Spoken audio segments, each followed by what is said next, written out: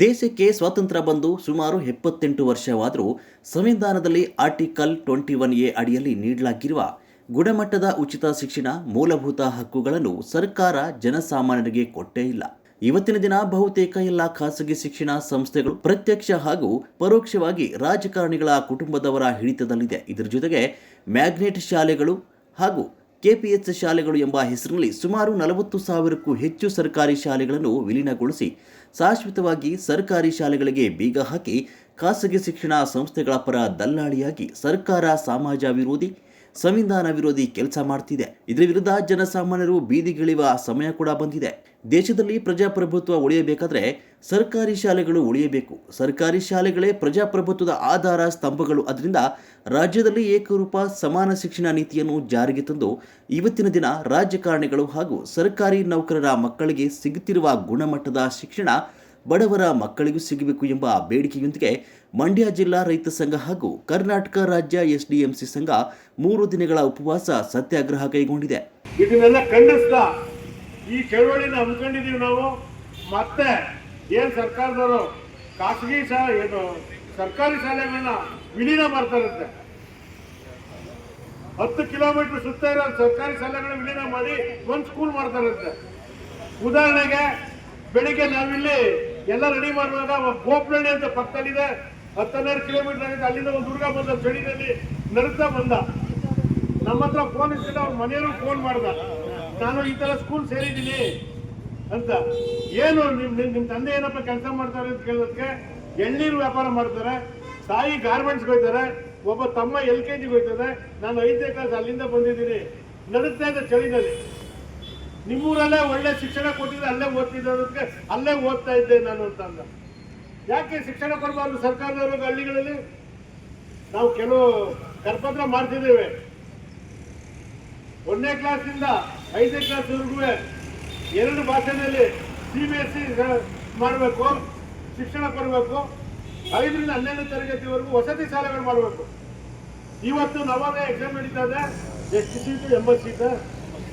80 ಸೀಟ್ಗೆ 3,500 ಜನ ಬರೀ ಎಕ್ಸಾಮ್ ಬರೀ ಕೊಟ್ಟಿದ್ದಾರೆ. ಶಿಕ್ಷಣ ನೀತಿಲಿ ಯಾಕೆ ಇವ್ರಿಗೆ ಅವ್ರಿಗೆ ಒಂದು ರೀತಿ ನಮಗೆ ಒಂದು ರೀತಿ?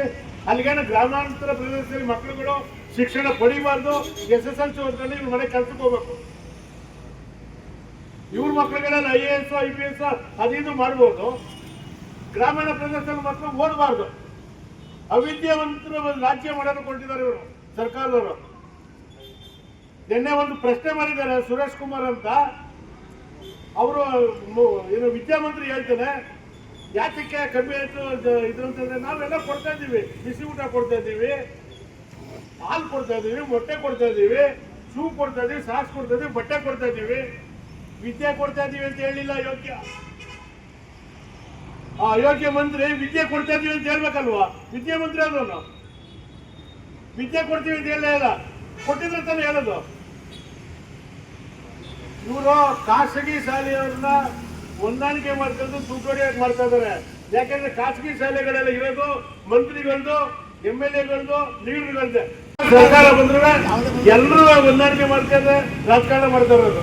ಇದು ನಮಗೆ ಇರ್ತದಿಲ್ಲ. ನಮ್ಗೆ ಪರಿಹಾರ ಸಿಗಬೇಕು. ಏನೋ ವಿಲೀನ ಆಗಬಾರ್ದು.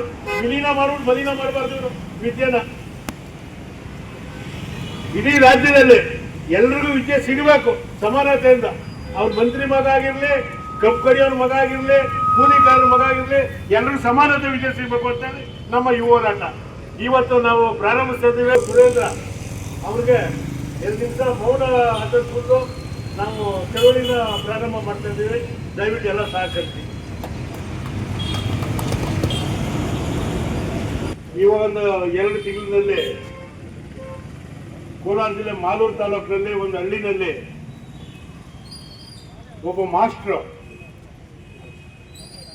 ತಾನು ಊಟ ಮಾಡೋ ತಟ್ಟೆನ ತೊಳೆಯೋದಕ್ಕೋಸ್ಕರ 3ನೇ ಕ್ಲಾಸ್ ಹುಡುಗ ನಿರಂಜನ್ ಅಂತ ಹುಡುಗ ತೊಳ್ಕೊಬರೋದ ಕಳಿಸಿದ್ದಾರೆ.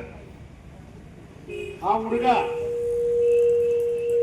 ಆ ಶಾಲೆನಲ್ಲಿ 10 ಅಡಿ ಸಂಪಿತ್ತು, ನೀರು ತುಂಬಿತ್ತು. ಮಾಸ್ಟರ್ ಆ ಹುಡುಗನ ಬಗ್ಗೆ ಅವನ ಏನು ಸಹಪಾಠಿಗಳು ಹೋಗಿ ಹೇಳಿದ್ರು ಮಾಸ್ಟರ್ ಈಚೆ ಬಂದಿಲ್ಲ ರೂಮ್ ಬಿಟ್ಟು. ಅವ್ರ ಕುಟುಂಬದವ್ರು ಬಂದು ಆ ಹುಡುಗನ ಮೇಲೆತ್ತಿ ನೀರೇನು ತುಂಬಿಕೊಂಡಿದ್ದ ಹೊಟ್ಟೆ ಒಳಗೆಲ್ಲ ನೀರನ್ನ ತೆಗಿಸಿ ಈಚೆಗೆ ಹಾಸ್ಪಿಟ್ಲ್ ತಗೊಂಡು ಹೋಗಿದ್ದಾರೆ. ಆವಾಗಲೂ ಅವ್ರು ಈಚೆ ಬಂದಿಲ್ಲ. ಮತ್ತೆ ಏನು FIR ಮಾಡ್ತಾರೆ ಅಂತ ಹೇಳಿ ಅವ್ರದ್ದೇನು ಯೂನಿಯನ್ ಇರ್ತದೆ ಟೀಚರ್ಸ್ದು, ಒಂದು 20 ಜನ 30 ಜನ ಕಳಿಸಿ FIR ಮಾಡ್ದಂಗೆ ನೋಡ್ಕೊಂಡಿದ್ದಾರೆ. ಅದ್ರ ಬಗ್ಗೆ ನಮ್ಮ STMC ಸಂಘದವರು ನವೆಂಬರ್ 14ನೇ ತಾರೀಕು ಮಕ್ಕಳ ದಿನಾಚರಣೆ ದಿವಸ ಎಲ್ಲ ಕರ್ನಾಟಕದಲ್ಲಿ ಎಷ್ಟು STMC ಅಧ್ಯಕ್ಷರು ಕಾರ್ಯಕರ್ತರಿದ್ದಾರೆ ಅವ್ರಿಗೆಲ್ಲ ಹೇಳಿ ಸ್ಕೂಲ್ ಮಾಸ್ಟರ್ಗಳು ಕಪ್ಪು ಬಟ್ಟೆ ಕಟ್ಕೊಂಡು ಚಳವಳಿ ಮಾಡ್ಬೇಕು ಅಂತ ಹೇಳಿದ್ರು. ಆದ್ರೆ ಮಾಸ್ಟರ್ಗಳು ಯಾರು ಕೆಲಸ ಮಾಡಲಿಲ್ಲ. ನಾವು ಕೆಲವು ಶಾಲೆಗೆ ಹೋಗಿ ಆ ಮಗುಗೆ ಮೌನ ಆಚರಿಸಿ ಮಕ್ಕಳ ಕೈಯಲ್ಲಿ ನಾವು ಎಲ್ಲ ಸೇರಿ ನಾವು ಆ ಮಾಸ್ಟರ್ ಬಗ್ಗೆ ಮಾತಾಡಿ ಸರ್ಕಾರಿ ಕೇಳಿ ಹೇಳಿದೀವಿ ಅಂದ್ರೆ ಅವರು ಎಷ್ಟು ವರ್ಷ ಸರ್ವಿಸ್ ಅಲ್ಲಿ ಇರ್ತಾರೋ